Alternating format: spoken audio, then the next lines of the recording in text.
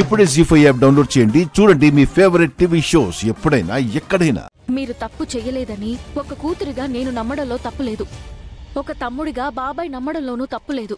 ఈ ఫ్యామిలీ నమ్మడంలో కూడా తప్పులేదు నాన్న. కానీ ఏ సిచ్యువేషన్లో అయితే మీరు మా అమ్మని చూసి అనుమానించారో సేమ్ అదే సిచ్యువేషన్లో మిమ్మల్ని చూసిన మా అమ్మ అస్సలు అనుమానించలేదు నాన్న. నాన్న ఆగో, ఎందుకొచ్చావు? ఆ రాధిక చేసింది సరిపోదు అన్నట్టు ఈ మహాతల్లి ఒకటి నా ప్రాణానికి. అలా అనకు సూర్య.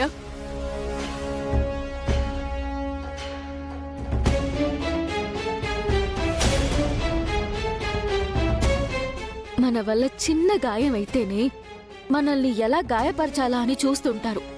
అలాంటిది చిన్న పొరపాటు వల్ల మా అమ్మ సర్వస్వం కోల్పోయినా మిమ్మల్ని నమ్మిందే కానీ అనుమానించలేదు నాన్న.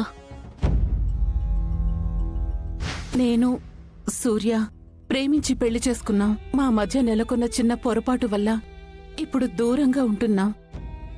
ఆయన మీద ఆరోపించబడిన నేరం నిర్ధారణ అవ్వక ముందే వాటికి రాసలీలలు, అక్రమ సంబంధాలు అని పేరు పెట్టడం నాకు నచ్చలేదు.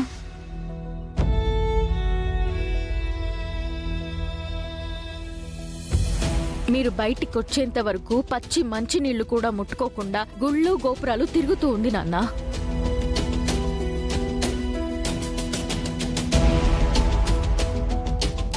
మా అమ్మని ఎవరు నమ్మకపోయినా పర్వాలేదు నాన్న, నేను నమ్ముతాను.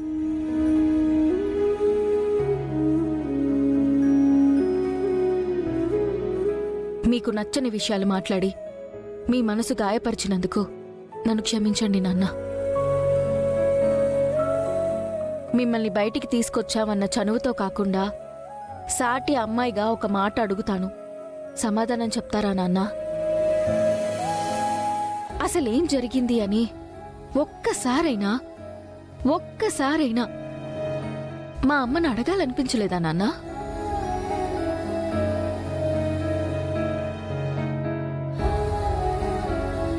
పోనీ అసలు మా అమ్మ ఈ పని చేసుంటుందా అని ఒక్కసారైనా మీ మనసాక్షినైనా అడిగారా నాన్న?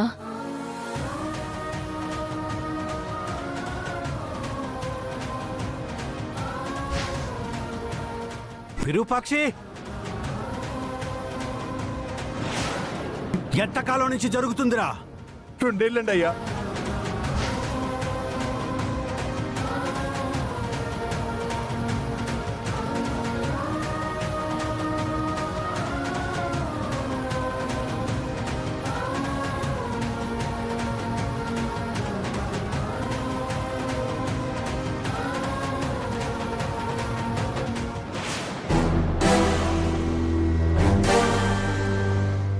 మమ్మీ, కొంపతీసి రూప పీకిన క్లాస్కి మావయ్య కరిగిపోయి అత్తయ్యని ఇంటికి తీసుకొస్తాడా మమ్మీ? దీపక్, ఒక్కసారి బుర్రలో అనుమానం మొదలయ్యాక ఆడదైనా మర్చిపోతుందేమో గాని మగాడు మాత్రం అస్సలు మర్చిపోలేడు. అంతగా మర్చిపోయినా గుర్తు చేయడానికి మనం ఉంటాం కదా. అదే మర్చిపోతే మనం మరో అనుమానాన్ని సృష్టిద్దాం. మమ్మీ, నువ్వు ఈ దీపక్కే కాదు మమ్మీ, అనుమానాలు పుట్టించడానికి కూడా నువ్వు మమ్మీవే. పద మమ్మీ, వెళ్దాం.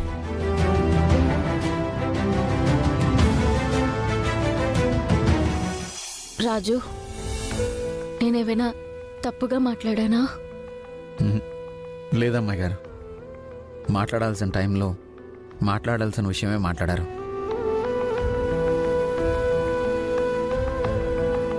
అమ్మ రూపా, రాజు భోంచేద్దురు రండమ్మా. వద్దు చిన్నమ్మగారు, ఆకలిగా లేదు. పదండి అమ్మాయి గారు.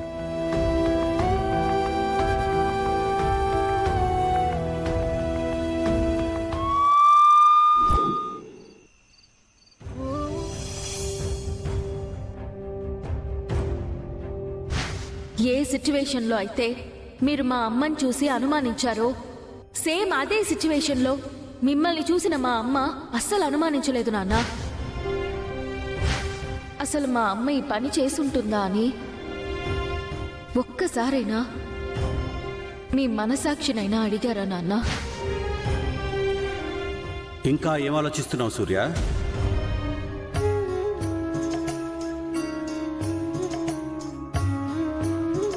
నీ కూతురు అడిగిన దాంట్లో కూడా న్యాయం ఉంది కదా? ఏమి న్యాయం ఉంది? విరూపాక్షి చేసింది తప్పు కాదంటావా? అప్పుడు నేను కూడా అడిగాను కదా, ఎన్నిసార్లు అడిగినా ఆ రోజు నువ్వు కూడా నాకే సపోర్ట్ చేసావు కదా. ఇప్పుడు మాత్రం రూపతి కరెక్ట్ అంటున్నావు. నేను నీ అంతరాత్మను సూర్య. నేను ఎంత ఆలోచించినా నీ మైండ్ ఆలోచించిందే కరెక్ట్ అని నేను చెప్పాలి కదా. అప్పుడు కూడా రూపలా ఎవరైనా ప్రశ్నించుంటే బహుశా నీ ఆలోచన రాంగ్ అని చెప్పేవాణ్ణేమో సూర్య.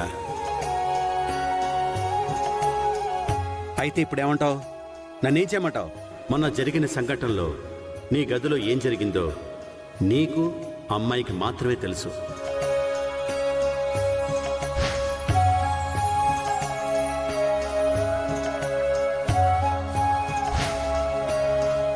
కానీ బయటున్న వాళ్ళకి అర్థమైంది మాత్రం వేరే కదా సూర్య. సూర్యప్రతాప్ గారు నా మీద అత్యాచారం చేయబోయారు. అలాగే ఆ రోజు విరూపాక్షి ఉన్న గదిలో ఏం జరిగిందనేది విరూపాక్షికి రాఘవకు మాత్రమే తెలుసు. బయటున్న మీకేమీ తెలీదు. విరూపాక్షి, ఎంతకాలం నుంచి జరుగుతుందిరా? 2 ఏళ్ళండి అయ్యా.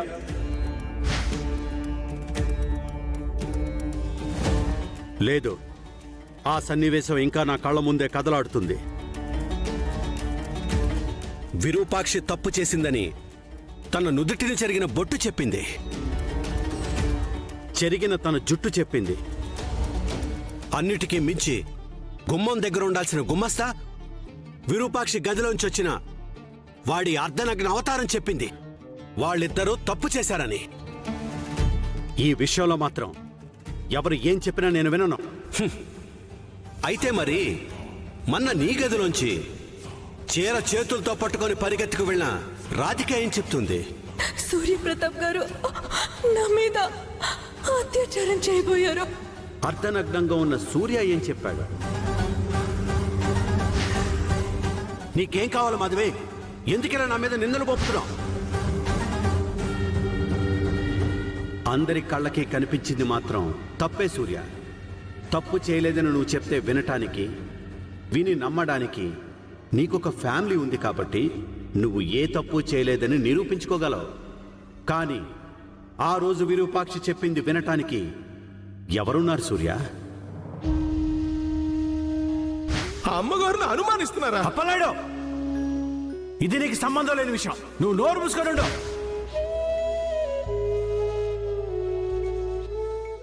జీ5 యాప్ డౌన్లోడ్ చేసి అన్ని ఎపిసోడ్స్ పూర్తి ఉచితంగా చూడండి.